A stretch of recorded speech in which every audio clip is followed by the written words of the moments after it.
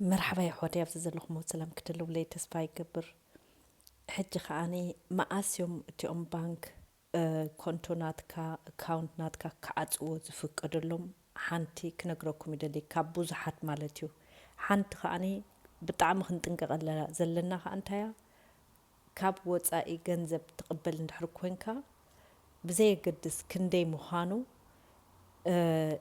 يطرطرو خائم كاب وصائي ندحر كوينو كاب وشت جرمن ندحر زي كونه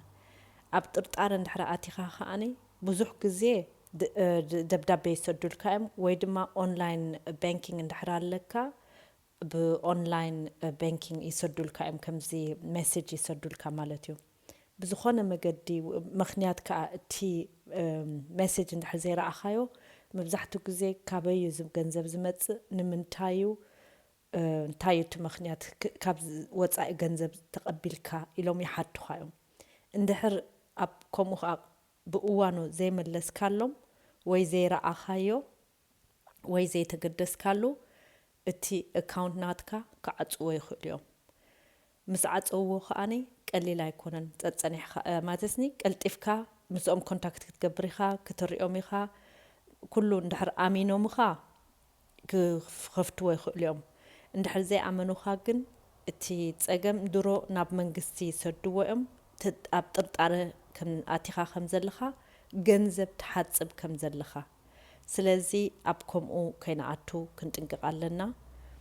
እቲ ዝገደደ ከዓኒ sometimes ይኸፍትዎ ምስ ኸፈትዎ ከዓኒ ድሮ ግን ኣብ ጥርጣረ ስለ ዝኣተኻ ገሊኦም ባንክ እቲ ናትካ ኣካውንት ኣብ ዝናትና ገዛ ክንቅፅሎ ኣይንደሊን ኢና ኢሎም ክንዲጉን ከማን ዝሰዱልካ ግዜ ኣሎ ኣብ ከምዚ ስለዚ ብቐሊል ማለትኒ እንድሕር ዝኾነ ገንዘብ ንቕበል ኣለና እቲ ሓደ ክንገብር ንኽእል ቅድሚ ምቕባልና እቲ ገንዘብ ካብ ከምዚ ዓዲ ክንዲ ገንዘብ ክመፃኒኡ ብከምዚ ምኽንያት ክንብል ኣለና ኣብዚ እዋን እዚ እቲ ሕግታት ናይ ገንዘብ ወይ እቲ መርመራታት እንታይ ዝባል ቁፅፅር እንዳኽበድዎ እዮም ዝመፁ ዘለዉ ኣብዚ እዋን እዚ ከዓ ውሑድ ኣይኮነን ኣባኹም ድዒኮምኡ ተፈፂሙ ድዩ ኣይተፈፀመን ግን ዝተፈላለየ ኬስስ ኣሎ ኣብ ጀርመን ገሊአን ባንክ ብሕልፊ ብጣዕሚ ቅልጡፋት እየን ግዜ ከማን ብዙሕ የብልካን ገለ ክትምልስ እንድሕር ዘይመለስካሎም ክሳብ ክንድኡ ከም ዝበፅሑ ስነ ኣይርዳእካን እዩ እዚ ሓድሽ ኣካይዳ ዝገብርዎ ዘለዎ እቲ ሕጊ ከዓ ስለ ዘፍቅደሎም ማለት እዩ ስለዚ ዝኾነ ነገር ገንዘብ ክንቅበል ከለና ቀልጢፍና ክንነግሮም ኣለና ኣቐዲምና ብዘይ ገድስ ከማን ክንደይ ምዃኑ ካብ ወፃእ እንድሕር ኮይኑ ብዙሕ እንድሕር ዘይኮነ ከማን ኣብ ጥርጣረ ክትኣቱ ትኽእል ኢኻ ብሓፂሩ ስለዚ እዚኢታት ክነስተውዕለሉ ኣለና ምፍላጡ ከዓ ኣገዳሲ ስለ ዝኾነ ይነግረኩም ኣለኹ እንድሕር ብዘይ ምኽንያት ከምኡ ገይሮም ኦፍ ኮርስ ክትከሶም ትኽእል ኢኻ ናብ ባፍን እቲኦም ባፍን እዚኦም Bundesanstalt für Finanzdienstleistungen Aufsichtsbehörde ማለት እዮም ነቲኦም ባንክ ዝከታተልዎም ኣብኡ ክትፅሕፍ ትኽእል ኢኻ ግን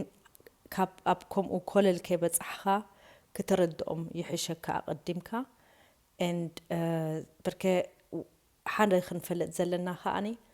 ኣብ ዌስተርን ዩኒየን ከማን እንድሕር ገንዘብ ቀፃሊ ትቕበል ኣለኻ ብዌስተርን ዩኒየን ኣይፈልጥዎን ማለት ኣይኮነን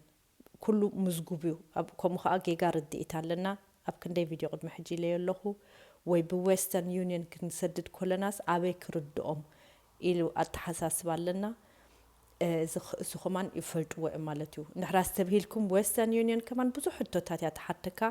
ንመን እዩ ንምንታይ እዩ ትፈልጦ ዲኻ ነቲ ሰብ ኣነ ሕጂ መዓዝ ብዝቐረባ ግዜ ሰዲደ ነይረ ብዙሕ እዮም ዝሓትኻ ድማ ክሳብ ውሱን ገንዘብ ጥራይ ዝፍቀደልካ ብዌስተርን ዩኒየን እሱኢታት ከማን ኩሉ ስለ ክስታዩ ማለትስኒ ኣብ ቁፅፅር እዩ ብሓፂሩ ዘሎ ስለዚ ኣብ ከምዚ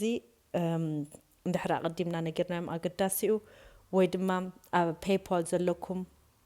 እንድሕር ኣይደንቲፋይ ግበር ብሕልፊ ናይ ቢዝነስ ፔይፓል እንድሕር ኮይኑ ብዙሕ ነገር ኢኻ ከተመዝግብ ዘለካ እንድሕር ቀልጢፍካ ዘይመለስካሎ ምሳቶም ከማን ኣይደንቲፋይ ክገብሩኻ ዘይከኣሉ ወይ ሕቶታት ዝሓተቱኻ እንድሕር ዘይመለስካሎም ኣብ ግዜኡ እቲ ፔይፓል ናትካ ክዓጽዎ ይኽእሉ እዮም ብሕልፊ ናይ ቢዝነስ ናይ ኦንላይን ሾፕ ወይ ገለ እንድሕር ኮይኑ እቲኦም ዓሚልካ ብፔይፓል ክኸፍሉ ይኽእሉ እዮም ክሳብ ዝኸፍትዎ ከዓ ግዜ ክወስደሎም እዩ ማለት እዩ ስለዚ እዚአን ኩለን ዝብለኩም ዘለኹ ከም ሓበሬታ እዩ ኣጓኒፉኩም እንድሕር ኮይኑ ብታሕቲ ንገሩና እንድሕር ደሊኹም ማለት እዩ ኣብኡ ከዓ ሰብ መታን ከኣምን ናይ ብሓቂ ከምኡ ከም ዘሎ ብጠቕላላ ክንብል ንኽእል ግን ክስታይ ገንዘብ ከማን ኣብ ናትና ባንክ ንእቱ ከለና ብብዝሒ እንድሕር ኮይኑ ወይ ውሑድ